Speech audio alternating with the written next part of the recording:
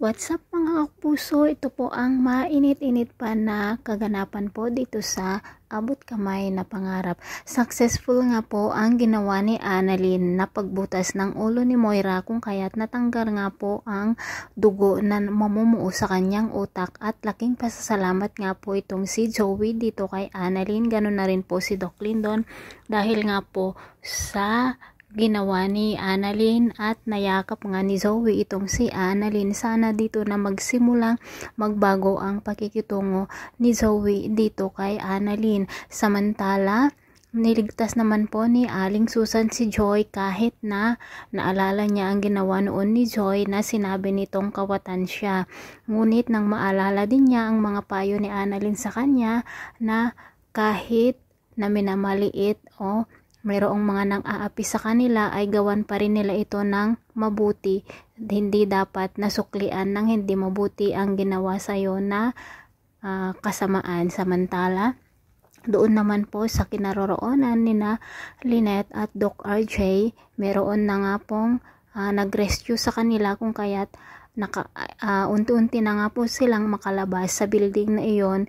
Ngunit habang nasa daan po sila o habang papalabas na po sila ay merong nakita nila Lynette at Doc RJ na mag-ama na ang lalaki ay nadaganan po ng bumagsak na kisame kung kaya't tinulungan po nila ito at tuwang-tuwa nga po si Doc RJ nang makatulong siya ng tao. Samantala, nag-aalala naman po itong si Giselle at Aling Susan dahil hindi pa nga po nakakalabas sa building sina Annalyn. Ngunit nandoon na rin po ang mga rescuers kung kaya't mailabas na rin po sila kasama pati itong si Moira. Ang bait talaga nitong si Annalyn, no? Kahit na naisip niya ang lahat ng mga kasamaang ginawa ni Moira sa kanya ay pinilit po niya pa ring tulungan itong si Moira nang sa ganun po ay hindi siya mamamatay.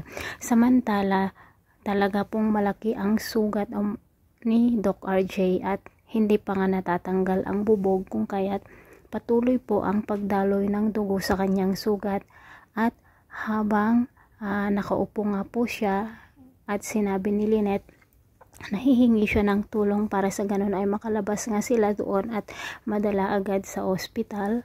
Naalala naman ni Doc RJ ang usapan nila noon ni Moira na pinapipirma niya ito ng annulment kung kaya't dito na magsisimulang maalala ni Doc RJ ang lahat.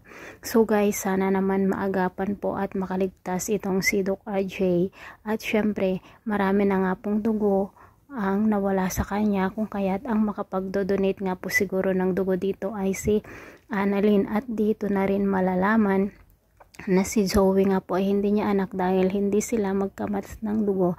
Samantala, ito naman pong si Moira, baka siya naman ang magka-amnesia at hindi maalala ang lahat.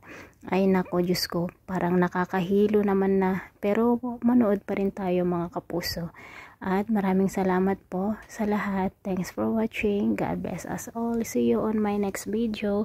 Bye-bye.